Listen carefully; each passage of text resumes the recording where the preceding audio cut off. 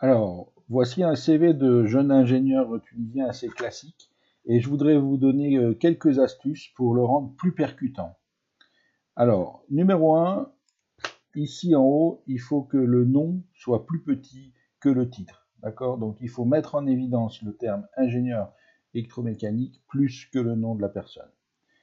Ensuite, le problème des CV des jeunes ingénieurs, c'est qu'ils sont un peu tous les mêmes puisqu'il n'y a pas beaucoup d'expérience professionnelle. Donc il faut arriver à le distinguer pour qu'il sorte du lot. La première chose que vous pouvez faire pour distinguer votre CV de jeune ingénieur, c'est écrire une petite phrase en haut qui explique ce que vous cherchez, ce que vous êtes et qu'est-ce qui fait votre différence. Voilà, une phrase un peu personnelle. Ensuite, il y a quelque chose sur lequel il faut absolument insister et qui n'existe pas ici dans ce CV, qui doit être corrigé, c'est ajouter des résultats. Donc vous avez fait votre projet de fin d'études ici, sur l'amélioration du processus. Oui, mais combien avez-vous amélioré le processus? Qu'est-ce que vous avez fait? Qu'est-ce que vous avez apporté concrètement à l'entreprise? Pareil pour les autres stages. Quels sont vos résultats? Mettez en valeur vos résultats ou les choses personnelles qui vont vous distinguer des autres. Ensuite, au niveau des expériences associatives, c'est la même chose. Mettez les résultats.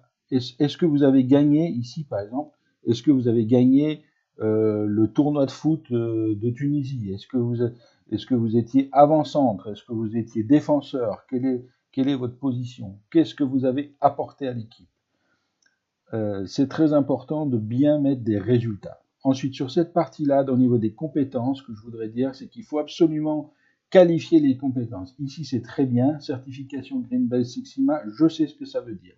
Par contre, les autres, certificats ou formations ISO 9001, je n'ai aucune idée de votre niveau.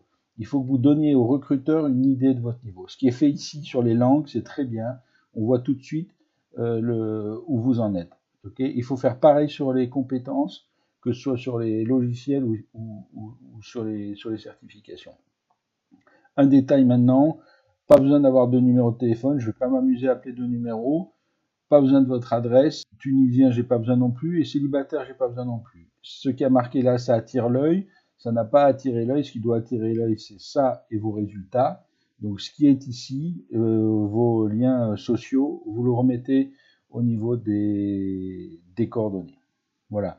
Donc distinguez-vous, mettez des choses concrètes et des choses que vous seul avez fait et que vous seul savez faire. C'est comme ça que vous allez arriver à sortir du lot des dossiers des autres ingénieurs.